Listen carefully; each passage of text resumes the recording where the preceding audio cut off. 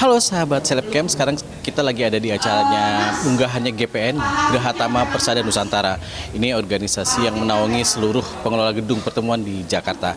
Mereka berkumpul hari ini khusus dalam rangka menyambut bulan Ramadan. Jadi pasti banyak yang mau dibicarakan, pasti banyak event-event yang akan diagendakan. Jadi kita ikutin terus acaranya ya. Yuk.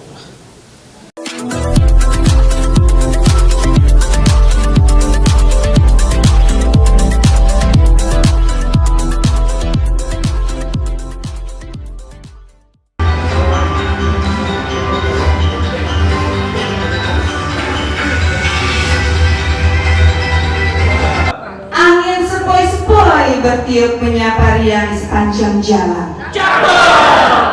Selamat datang di acara ini. Semoga memberi manfaat yang berkesan. Tepuk tangan dong.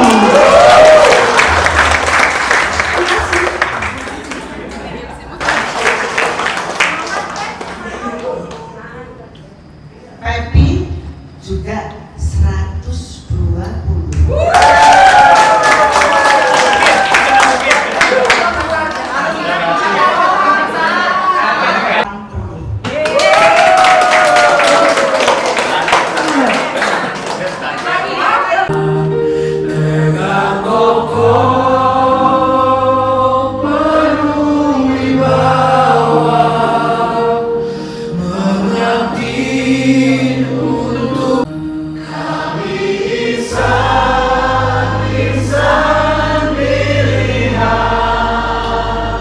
Oke, ini baik kita langsung saja karena di depan sudah ada para direksi. Tadi kan sebelumnya teman-teman dari pengelola gedung ya, Bapak Ibu. Sekarang saya mau tanya ke direksi langsung. Masih soal hal yang paling sensitif, soal target. Ya kan? Tadi saya tanya teman-teman sudah ada jawabannya. Sekarang ke direksi, kira-kira kenapa nih kok tega? Kok tega nih ngasih targetnya cukup luar biasa kepada teman-teman pengelola gedung. Mungkin monggo siapa yang mau menjelaskan. Baik, selamat sore semuanya. Keluarga besar Graha Group ya. Tepuk tangan dulu untuk kita semua. Baik, langsung saja ke pertanyaan. Kenapa kita dari direksi memberikan target? Tentu saja kita menganalisa dengan target realistis yang kita kasih kepada masing-masing tempat, bahwa kita sudah mengelola 12 tempat. Tentu saja setiap tempat itu punya karakteristik yang berbeda-beda, makanya targetnya pun juga tidak sama. Tapi kenapa kita berikan target dengan angka yang tadi sudah disebutkan? Kita berbasis data bahwa per tahun 2026 kita sudah mengintip di BPS data wedding penyelenggara perkawinan milenial mengadakan acara wedding di DKI Jakarta itu tercatat hampir 46.000 yang sudah mendaftarkan di KUA tersebar di seluruh DKI Jakarta. Saya kira pasar yang sedemikian banyak dengan gedung yang tersedia di Jakarta itu kebetulan Pak Dwi ini adalah Ketua ASGBRindo, Asosiasi Gedung Pertemuan Seluruh Indonesia. Di Jakarta ini venue tidak kurang dari hampir 900 sekian titik, baik indoor maupun outdoor. Kita menguasai daerah selatan secara mayoritas dan utara serta Serpong. Kita memberikan target realistis pada mereka berdasarkan basis data yang ada di pasar. Demand dan supply lebih tinggi permintaan, lebih tinggi demand. Dan juga kita melihat keunggulan venue yang kita kelolanya adalah kita sudah membeautifikasi tempat-tempat kita seperti sesuai dengan standarnya para milenial. Jadi sudah instagramable, sudah kita karpet, kita beautifikasi sedemikian rupa. Artinya mereka kita bekali dengan gedung-gedung yang sangat menarik. Dan juga lokasi-lokasi kami juga gedung yang cukup strategis. Kita optimis karena gedung kita juga jarang yang di lantai 2. Kita ada di lantai dasar semuanya, artinya ramah manula dan ramah disabilitas. Ini semua sudah kita analisa sehingga kita berani berikan target kepada mereka. Tapi kita tidak hanya sekedar memberikan target, kita juga memberikan penghargaan bagi tim yang bisa mencapai target. Tadi sudah disampaikan, pertama yang bisa mencapai target akan diberikan award pergi ke luar negeri. Wih, mana Pak? Bocorannya mana Pak? Ada bocorannya, yang jelas Asia, yang jelas Asia. Nah kalau yang kedua, juara 2, nah juara 2 ini ada klasifikasi, memang tidak sampai target, tapi kalau masih kurangnya 3 digit, itu kita kategorikan juara 2 ya. Nah itu keluar 10. Nah juara 3, mencapainya kurangnya 5 digit ya, dari target yang kita tentukan ya keluar kota. Kalau juara 5 nggak ada karena keluar RT dan RW, nanti kan terlalu dekat. Jadi ini suatu rangsangan untuk teman-teman memang bisa memaksimalkan marketingnya, pelayanan gedung dan juga fasilitas-fasilitas gedung yang tersedia agar bisa menarik para milenial untuk melirik tempat atau gedung yang kita kelola. Pak, ini kan tadi Bapak bicara menganalisa data ya Pak ya, sehingga muncullah angka target yang tadi barusan diungkapkan. Tahun lalu dari target yang diberikan tercapai nggak Pak dari teman-teman semua pengelola gedung? Ya, dari 12 tempat yang kita targetkan itu 80% mencapai target, justru ada yang over target. Ya, ada yang over target dan ada sebagian kecil yang tidak mencapai target. Tetapi secara garis besar memang banyak hal yang mempengaruhi dari sisi umum ataupun sisi khususnya. Tapi yang jelas gedung yang kita kelola ini 12 tempat 80% kemarin mencapai target. Nah, pencapaian target ini kan kerja kolektif Pak. Kita percaya bahwa nggak bisa sendiri. Nah, jangan-jangan nanti cuma GPN lempar target aja terus lepas tangan gitu. Apa peran GPN dalam mensupport teman-teman ini untuk mencapai target yang diberikan? Ya, GPN yang jelas terus membimbing dan mengawasi karena kita sadar tim-tim ini adalah mereka melaksanakan pelayanan 4. Tolong digarisbawahi, 4 pelayanan. Pertama adalah pelayanan kepada venue yang punya tempat, artinya yang punya gedung. Kemudian yang kedua pelayanan kepada klien, pengantin dan pemangku hajat. Ketiga pelayanan kepada para vendor. Keempat adalah teamwork yang ada di gedung tersebut. Artinya memang kalau mereka secara profesional mengelola tempat ini secara baik, saya kira pasti kita optimis. Amin. Nah, Pak Dwi, tadi kan disebutkan juga bahwa ada hadiah, ada reward ya dalam setiap target yang tercapai gitu. Kemudian, apakah maksud saya gini, seberapa besar reward itu menjadi perangsang buat teman-teman semua untuk mencapai target itu? Gitu. Karena kan pengelola gedung banyak, ntar mereka pikirnya yang berangkat cuma 1 tiket, 2 tiket. Nah, itu gimana Pak? Bagaimana JPN menjelaskan itu? Reward itu akan diberikan di saat atau gedung pengelolaan di gedung SAM. Itu ada beberapa pengelolaan. Misalnya ada 4, semua berangkat. Oke, jadi janjinya semuanya berangkat. Satu tim. Oke. Iya Pak. Saya kira itu ada di setiap gedung memang tidak sama pengelolaan ya. Ada yang 4, ada yang 5, ada yang 3. Ya pokoknya di mana gedung itu ada reward, kita apresiasi semua berangkat.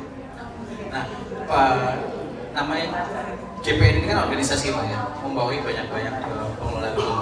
Ada nggak pengelola gedung yang dalam tanda kutip udahlah ngalir aja, atau ada yang kerja keras sekali gitu? Bagaimana Bapak melihat anggota di JPN? Ya, tentunya di dalam sistem masing-masing gedung itu punya cara dan kiat masing-masing.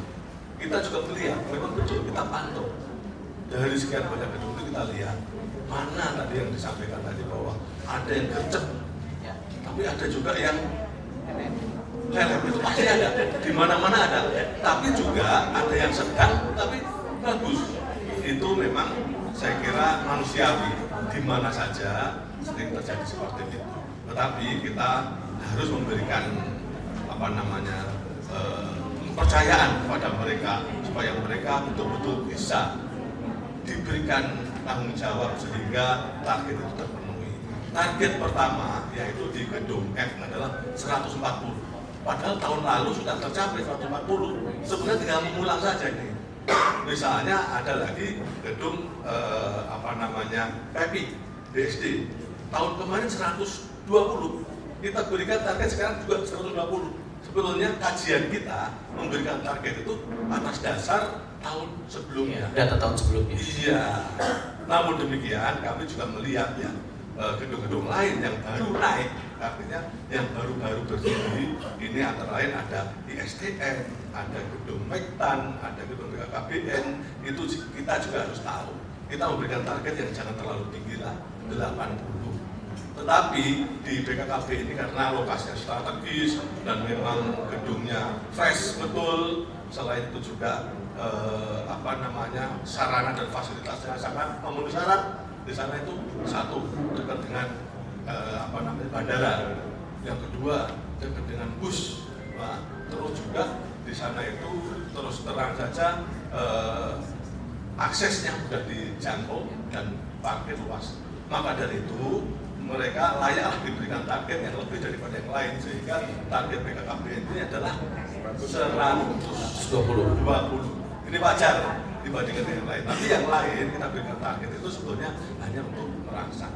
Masalah hadiah dan lain sebagainya tadi, kalau kita berikan semua, misalnya gedung F juara 1 misalnya harus ke luar negeri, tentunya yang kita berikan adalah yang berada di kantor dulu pertama. Kalau semuanya jumlahnya 50-an, Mas, ya kan, ada satpam, ada organisator, ada lain dan sebagainya. Tapi ini yang memberikan reward ini kepada para pengelola dan pemasarannya. Siap. Jadi yang hadir di sini hanya pengelola dan pemasarannya dulu. Itu yang akan reward. Walaupun toh misalnya yang bekerja itu bukan hanya pengelola dan pemasaran, semua itu bekerja, tetapi tentunya bertahap lah. Itu tujuan kita untuk memberikan reward agar supaya perangsang tadi di mana-mana harus kita harus memberikan reward, tapi kita tidak pernah memberikan punishment. Jadi itulah kita. Jadi DPN tadi misalnya jual 1 ke luar negeri, 2 ke luar pulau, 3 ke luar kota, 4 kalau nggak dapat apa-apa ya keluar saja. Bukan. Itu namanya bukan seperti itu. Kita tidak memberikan punishment, tetapi kita harusnya memberikan mereka justru akan menjadikan dorongan. Oh, dia bisa, kenapa saya tidak? Itu adalah GPN. Jadi GPN ini mengayomi. Jadi kita mengayomi. Kami tidak sekedar bisnis semata, tapi kami ingin juga bersama-sama dengan mereka semua dan tanyakan kepada mereka semua ini. Mereka kita berikan kebebasan pengelolaan, tapi juga harus betul-betul memberikan kredibilitas yang tinggi terhadap kami. Kita berikan kepercayaan, mereka juga harus memberikan tanggung jawab kepada kita. Itu intinya. Berarti kriteria pemberian target itu masing-masing tempat beda ya, tergantung demografinya, pada manusia beda. Oke, ada yang mau ditanyakan dari teman-teman di sini? Oke, sepertinya udah siap menerima tantangan Pak target. Kalau tadi kan Pak Joko cerita bahwa 8% target tercapai tahun lalu. Tahun ini ada target baru yang keluar diumumkan tadi. Ngeri sedap. Tahun depan bakal naik lagi nggak targetnya Pak? Ya, kami sudah menganalisa dengan target realistis. Artinya kalau titik-titik potensial yang memang secara brand sudah jadi dan memang klien sudah tahu bahwa itu adalah gedung yang bagus dan harganya terjangkau, mungkin kita akan naikkan targetnya, pun rewardnya juga akan kita naikkan. Mantap. Siapa tahu ya mungkin keluar negeri, tapi nanti bisa umroh atau haji bareng-bareng ya kan gitu ya kan, amin ya. Tapi yang nggak enak Pak Edo ini, karena dia Mektan sendiri, jadi kalau keluar negeri dia sendiri, nggak ada temannya. Karena Pak nanti temenin Pak. Iya. Saya tadi dengar bisik-bisik ISDN targetnya terlalu rendah Pak. Minta dinaikin lagi 300. Oh baiklah ya, STN. Oke, mungkin ada lagi yang mau disampaikan sebelum kita tutup, Ibu? Nambahin sedikit aja Pak, sebenarnya kalau tadi dikatakan target sekian kok tega banget gitu ya awal pembukaan. Sebenarnya bukan masalah tega Pak, tapi karena kita yakin tim kita pasti bisa. Mantap, positive thinking Ibu ya. Itu aja. Oke, terima kasih Bapak-Bapak. Saya satu lagi ya, menggarisbawahi dari pertemuan sore hari ini, saya tertarik dengan ulasan dari Pak Riki tadi. Ada, ini yang kita bahas ini adalah jalur fisik ikhtiar, mempercantik gedung, profesional pelayanan yang pakai attitude, kata Pak Tejo, pakai adab, ya kan?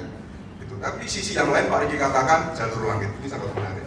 Kalau teman-teman yang mau mengelola dengan sukses mencapai target, jalur langit harus ditempuh. Saya sendiri, Romo Yung tahu, saya menggunakan jalur langit, puji syukur saya pakai Daud waktu itu ya. Ini ada tirakat tertentu. Mungkin teman-teman ya yang mampu Senin Kamis, lakukan Senin Kamis. Melakukan sholat duha istiqomah, lakukan istiqomah. Tapi yang terpenting adalah saya ingin tahu dulu siapa teman-teman di sini yang bapak ibunya masih ada. Tunjuk tangan.